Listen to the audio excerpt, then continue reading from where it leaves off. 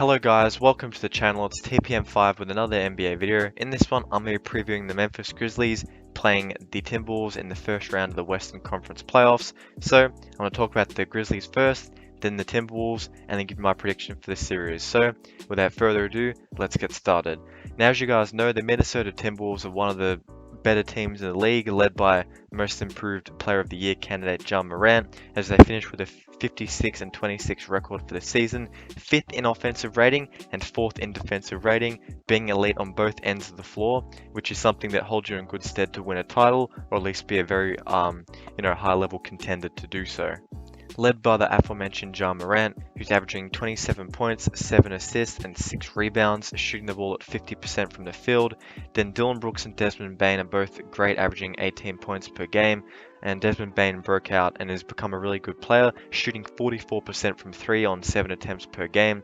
Then you have guys like Anthony Melton and Tyus Jones who are really good in the guard spots, averaging 10.8 and 8.7 respectively.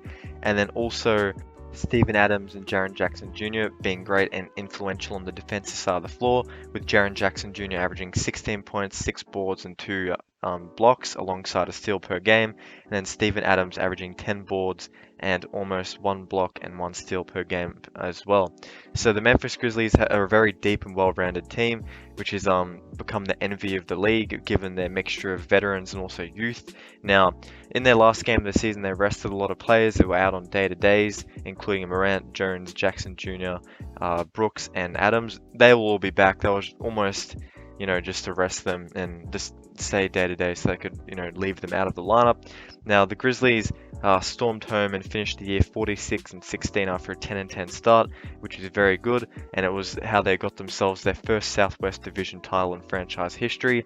And another fact about them and how good they were on the defensive side of the floor and how much grit and grind they had, which has been a staple of the Grizzlies for the last 15 years, seemingly, is the fact that they are the first team in NBA history to lead the league in rebounds, steals, and blocks, since steals and blocks became an official stat in 1973. So that'll be, it's heavily spearheaded by Steven Adams, who pulled down 349 offensive rebounds, and then Jaren Jackson Jr.'s 177 total blocks. Now for the Grizzlies in this series, it'll be all about Jaren Morant playing to his level that he did in the regular season. If you cast your minds back to the playoffs last year, although they did lose in the first round, he was still very good, and he had moments where he looked pretty unguardable, so that's another thing to keep in mind on. And they're also supported by Jaren Jackson Jr. being back with a large amount of games under his belt as well.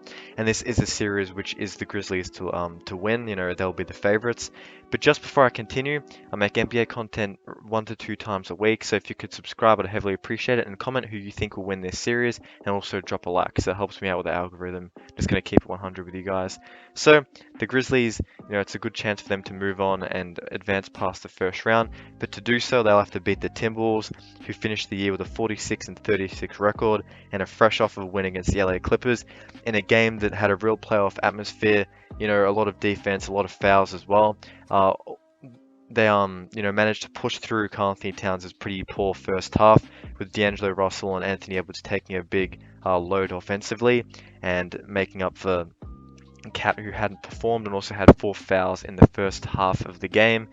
And then also, as a whole for the team, they're in the top 14 in both defensive and offensive rating, 8th in offense and 13th in defense, showing that they're not too far off the pace in terms of competing with these really good teams.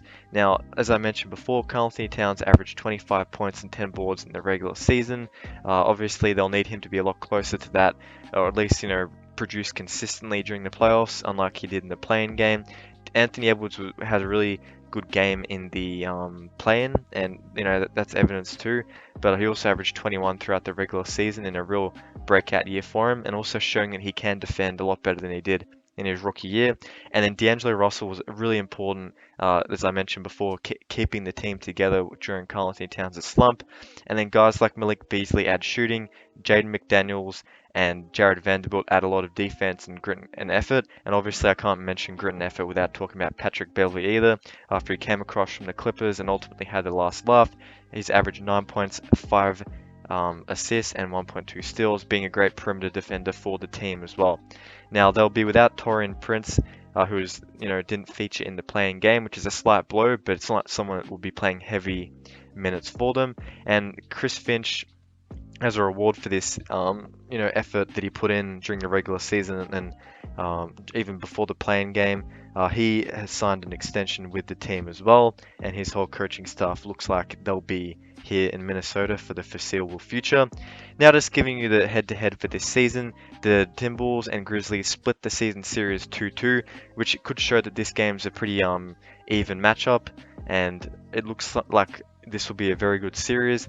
Personally, I think that I can't look beyond the Grizzlies. This probably goes to 5 games, if I'm honest, possibly 6, but those are my thoughts. Now, don't forget to tell me what you guys think in the comments. Don't forget to like, comment, and subscribe. And that's all for the video, so thank you for watching, and peace out. Have a good one.